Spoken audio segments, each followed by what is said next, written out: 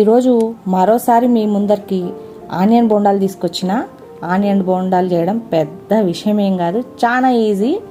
ఎంత ఈజీ అంటే కరెక్ట్గా 5 నిమిషాల్లో కలుపుకోవచ్చు పిండిని.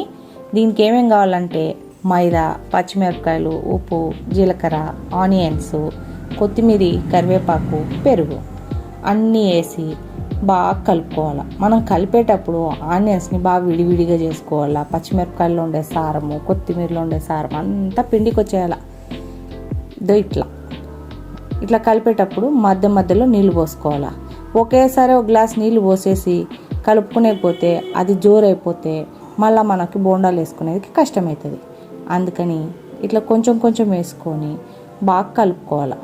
కలిపేటప్పుడే ఒకసారి రుచి చూసి ఉప్పు సరిపోయిందా అని చెక్ చేసుకోవాలి. నాకైతే కొంచెం తక్కువ అనిపించింది, అందుకే నేను మళ్ళీ కొంచెం యాడ్ చేసిన. మీకు కూడా ఏమన్నా కావాలంటే వేసుకోండి, లేదు చూపించింది సరిపోయింది అంటే మీరు అంతే దాంతో సరిపోగొట్టుకోవచ్చు.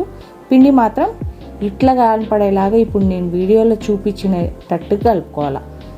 గట్టిగా ఉండకూడదు, నీళ్ళగా ఉండకూడదు, ఒక మీడియంగా ఉండాలి. మీడియంగా కలిపి పెట్టుకుంటే పిండి నానిన తర్వాత కాస్త జోరుగా అవుతుంది. ఇట్లా కావాలా. ఇట్లా వస్తే బోండాలు వేయడానికి చాలా బాగుంటుంది. బోండా వేగిన తర్వాత టేస్టీగా వస్తుంది. లోపల పక్క బాగా కాలేలాగా కాల్చుకోవాలి. ఆత్రం పడకుండా స్టవ్ సిమ్లో పెట్టి బోండాల్ని నిదానంగా కాల్చుకోవాలి. చూడండి ఇట్లా ఎర్రగా కాల్చుకోవాలి. ఇప్పుడు ఈ బోండాల్ని నేను టమాటో పచ్చడి వేసుకొని తిని చూపిస్తారా అండి. టేస్ట్ అయితే అద్భుతంగా ఉంది, సూపర్గా ఉన్నాయి బోండాలు అయితే. Good night, bye bye, take care, సెలవు.